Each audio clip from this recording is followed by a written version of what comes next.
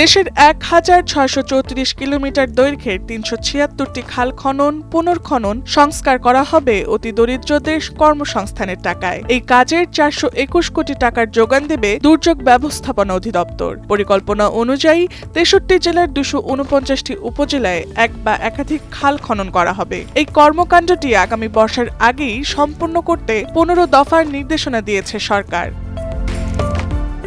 সূত্র জানিয়েছে, ক্ষমতাসীন বাংলাদেশ জাতীয়তাবাদী দল নির্বাচনী প্রতিশ্রুতি অনুযায়ী খাল খনন কাজ বাস্তবায়ন করছে। কর্মকর্তারা মনে করেন, এই উদ্যোগটি দেশের পানি ব্যবস্থাপনা, সেচ ক্ষমতা বৃদ্ধি এবং বন্যা প্রশমন ব্যবস্থা শক্তিশালী করার পাশাপাশি অতি দরিদ্রদের জন্য কর্মসংস্থান সৃষ্টিতে উল্লেখযোগ্য অবদান রাখবে। গত ৮ এপ্রিল কাজের বিনিময়ে খাদ্য ৩ শাখা হতে উপপরিচালক নুরুল ইসলাম স্বাক্ষরিত চিঠিতে বলা হয়, অতি দরিদ্রদের কর্মসংস্থানের বিশেষ অনুদান খাতে বরাদ্দের টাকা হতে খাল খনন কর্মসূচি বাস্তবায়নের জন্য উপজেলা নির্বাহী অফিসারের অনুকূলে বরাদ্দ দেয়া হলো। এই জন্য ১৫টি শর্ত জুড়ে দেয়া হয়। নির্দেশনা অনুসারে বর্ষার মৌসুম শুরুর পূর্বেই যথাসম্ভব খাল খনন শেষ করতে হবে। খালের দৈর্ঘ্য, প্রস্থ এবং গভীরতা ও গতিপথ সঠিক রাখতে হবে। খননের ফলে পরিবেশে যেন ক্ষতি না হয় তা নিশ্চিত করতে হবে এবং দীর্ঘমেয়াদী পানি প্রবাহ ও পরিকল্পনা ঠিক রাখতে হবে। খাল খননের ক্ষেত্রে পানি নিষ্কাশন, সেচ ব্যবস্থা ও কৃষি উন্নয়নকে অগ্রাধিকার দিতে হবে। খননকৃত খালের উত্তোলিত মাটি প্রযোজ্য ক্ষেত্রে নিলামের মাধ্যমে বিক্রয় করে বিক্রয়লব্ধ অর্থ সরকারি কোষাগারে জমা দিতে হবে। সরকারি আর্থিক বিধিবিধান অনুসরণ করতে হবে এবং ব্যয়ের হিসাব সংরক্ষণ করতে হবে।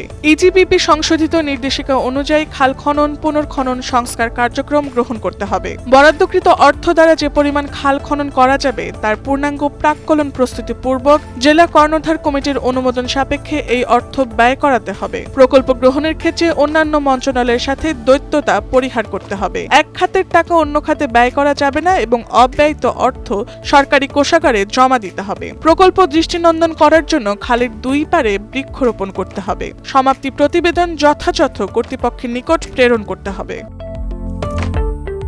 চিঠিতে আরও বলা হয়, দেশের ৬৩ জেলায় ২৪৯টি উপজেলার ৩৭৬টি খাল খননের জন্য নির্বাচন করা হয়েছে। নির্বাচিত এসব খালের মধ্যে সিকি কিলোমিটার থেকে শুরু করে ২২.৫ কিলোমিটার পর্যন্ত রয়েছে। সব মিলিয়ে ১,৬৩৪ কিলোমিটার দৈর্ঘ্যের খালের জন্য বরাদ্দ করা হয়েছে প্রায় ৪২০ কোটি ৮৮ লাখ ১৯,৭৬৮ টাকা। এর মধ্যে খনন, পুনর্খনন ও সংস্কারের জন্য শ্রমিক খরচ ধরা হয়েছে ২০৮ কোটি ৯৬ লাখ ২৪,৮১১ টাকা। নন ওয়েজ কস্ট হিসেবে ২১১ কোটি ৭৫ লাখ ৭৮,১৫৭ টাকা এবং সরদারির মজুরি হিসেবে ১৬,১৬,৮০০ টাকা বরাদ্দ করা হয়েছে। তালিকা ঘেঁটে বিশ্লেষণে দেখা যায়, গোপালগঞ্জ, মেহেরপুর, দিনাজপুর, চুয়াডাঙ্গা ও চাঁপাইনবাবগঞ্জ জেলা থেকে মাত্র একটি করে খাল এই তালিকায় রাখা হয়েছে। অন্যদিকে ফরিদপুর থেকে ১৬টি, নওগাঁ ও গাইবান্ধা থেকে ১৩টি এবং বগুড়া থেকে ১২টি খাল খনন, পুনর্খনন, সংস্কারের জন্য বাছাই করা হয়েছে। এই খালগুলোর মধ্যে নিশিপাড়া থেকে ওয়াবদা পর্যন্ত ০.২৪ দৈর্ঘ্যের ছোট খালটি অবস্থিত ফরিদপুরে। অন্যদিকে ২২.৫ কিলোমিটার দৈর্ঘ্যের বড় খালটি অবস্থিত গাইবান্ধায়।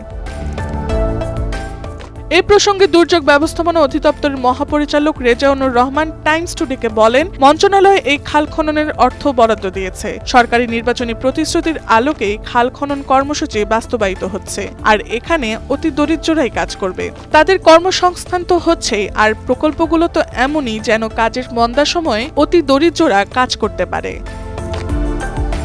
Tasnuva Sanjida, Times today.